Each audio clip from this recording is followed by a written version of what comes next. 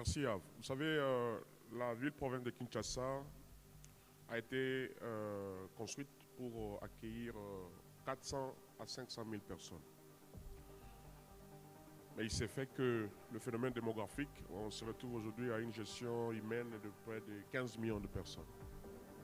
Mais avec les mêmes infrastructures routières, avec les mêmes capacités d'absorption en termes d'évacuation, le même système de drainage, ainsi de suite. Alors le gouvernement de la République, comme vous le savez, le gouvernement qui a été investi le 12 juin de l'année passée, a fait dans son programme tout un pilier, le pilier numéro 3, qui s'appelle aménagement du territoire et connectivité des villes.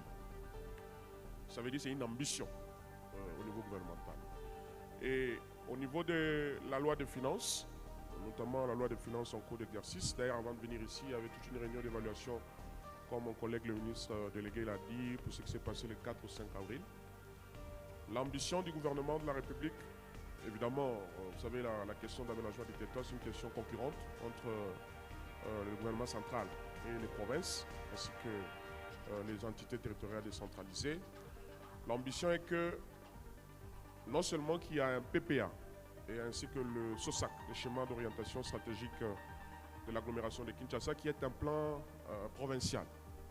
Vous l'avez si bien dit, le manque de planification dans le cadre d'expansion, d'extension des villes, est à la base de beaucoup de choses.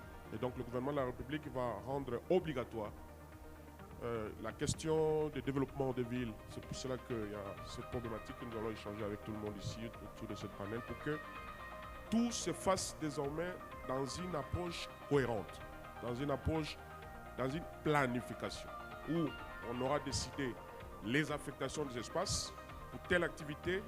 On ne peut pas, un peu comme ici, avoir les activités minières partout dans le pays.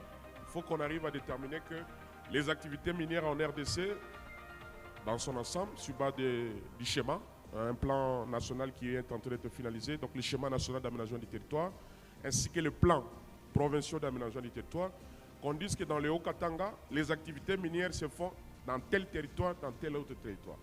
Les activités agricoles, c'est dans tel endroit, dans tel autre endroit. Lorsqu'on ne respecte pas les affectations des espaces, lorsqu'on n'a pas planifié en amont les occupations, c'est ce qui nous amène à ces déliges comme celui que nous vivons à Kinshasa. Mais le gouvernement va encore renforcer parce que le SOSAC va être de stricte application. D'ailleurs, on a commencé à le faire. Il y a la rocade. La rocade, c'est la route qui se construit en ce moment dans le cadre de la révisitation du contrat entre la GECAMINE et les entreprises chinoises, le projet avec la SICOMINE, où il y a une nouvelle route qui fera à ce que, pour accéder par exemple à l'aéroport de Ndjil, vous n'êtes pas obligé de passer par Limité. Vous pouvez passer en dehors donc de Kintsuka et ça tombe vers Mongafula et tout de suite vous allez rejoindre l'aéroport de Ndjil. C'est pour désengorger parce que vous savez les problématiques des embouteillages et tant d'autres. Il y a aussi la problématique de curage des caniveaux parce qu'il y a des constructions anarchiques qui ont évolué. Les gens ont construit ici les lits des rivières. Le fleuve Congo n'a pas été, en tout cas n'a pas fait l'objet de dragage, ça fait un certain nombre d'années.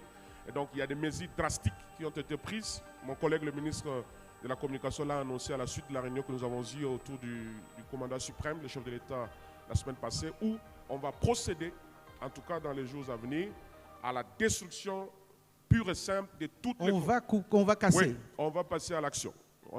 C'est une question de sauver des vies, c'est une question de préserver des vies. Et donc nous, on est dans notre rôle. On ne va pas refuser que le gouvernement soit dans son rôle de préserver l'intérêt général.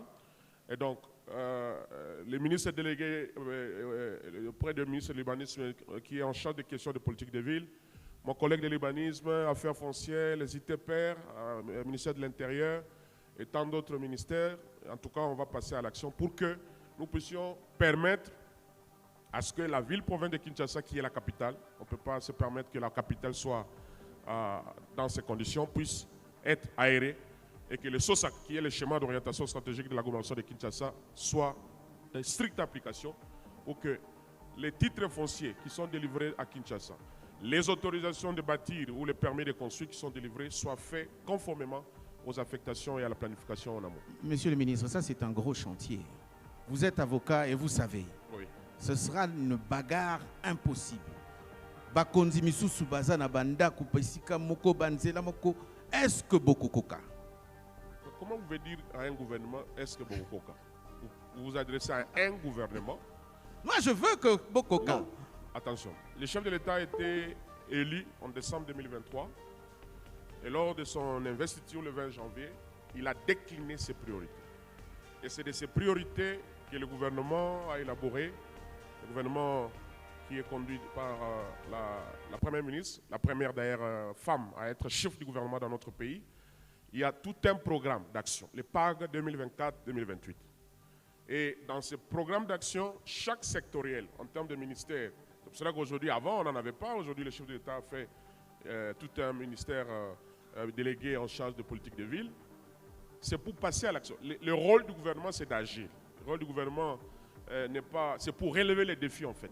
Alors, je ne sais pas quand vous dites que ce qui est au coca, ça veut dire Non, quoi? non, moi je suis content. Moi j'ai un voisin à Sosimat là, Oui. Nazo Kendeko, déjà menacé parce que je sais que bientôt, s'il dérange, mais j'appelle le ministre Guy Ce Luando. n'est pas à toi, Yav. Laissez le gouvernement faire son travail. Nous disposons de structures spécialisées pour ce faire. Il y aura une campagne de sensibilisation qui va être diligentée à travers nos établissements publics et les entreprises sous nos tutelles. Pour prévenir, il y aura un délai qui va être accordé. Et après, on va procéder à ces travaux de démolition, surtout dans des sites non aedificandi. Ça veut dire que des endroits qui n'ont pas été préalablement affectés pour recevoir des constructions. Là où on a construit sur les rivières, qui fait que lorsqu'il y a la montée des eaux, il n'y a pas moyen qu'il y ait un écoulement aisé. Par exemple, il nous avait été démontré, Yav, que vous voyez la rivière Ndjili, en 2002, avait une largeur de 64 mètres. En 2002. Aujourd'hui, nous sommes à 24 mètres. 40 sont partis. 40 sont partis parce qu'il y a des gens qui ont construit. On a même d'eux-mêmes, ils ont procédé au remblayage de la rivière Ndjili pour créer de l'espace. Ce qui fait que la quantité d'eau, l'absence du dragage du fleuve qui renvoie des eaux vers les rivières et la quantité d'eau qui vient des eaux de pluie, parce que vous savez, chaque construction, il y a une quantité d'eau qui tombe sur ces constructions qui sont érigées, qui fait à ce que, puisque l'eau doit chercher les voies pour s'évacuer, cela fait à ce qu'aujourd'hui, la rivière Ndjili, dans sa largeur, n'est pas en mesure de capter, surtout avec les pluies qui sont annoncées par Metelsat, pour permettre à ce qu'il y ait une coulée, une belle évacuation. Et ça, c'est dit à quoi? C'est aux constructions, des gens qui ont réduit la largeur de la rivière Ndjili. Ça, c'est une réalité. Et donc, notre rôle comme gouvernement, c'est de faire revenir les choses à la norme. Et donc, il y a une campagne qui va être menée pour que les choses se passent convenablement. Mais je ne veux pas vous monopoliser, mais il y a quand même un aspect. C'est peut-être facile à Sosimat, parce que c'est des gens qui ont un certain niveau, une capacité financière, mais ça a un aspect social. En Ndjili, c'est parfois des gens qui ont des moyens très limités. Lorsque vous allez les déplacer, il faut quand même trouver une solution. Où est-ce qu'ils seront repositionnés? Est-ce qu'il y a quelque chose qui s'est fait dans ce sens-là? Je vous informe d'ailleurs qu'il y a 1000 logements qui sont déjà disponibles après l'aéroport de Ndjili. Le but est qu'on va identifier des sites pour la relocalisation. Parce que le but n'est pas de créer des tensions sociales. Attention, le chef de l'État, le commandant suprême, il tient beaucoup au social des Congolais. C'est pour cela d'ailleurs qu'hier nous avons été inauguré le CHTT, le centre hospitalier de catégorie tertiaire, qui est une première pour notre pays, qui va nous épargner des évacuations vers les hôpitaux en France, en Afrique du Sud et en Inde. En tout cas, du moins de ce que j'ai vu moi-même, c'est une infrastructure qui vaut son pesant d'or. Ça veut dire que le chef de l'État lui-même y met beaucoup d'importance dans ce qui est social. Et donc, ayez vos apaisements, ça va se faire dans les normes et dans le strict respect des droits et libertés des Congolais, parce que c'est ça, en fait, notre rôle comme gouvernement. Merci.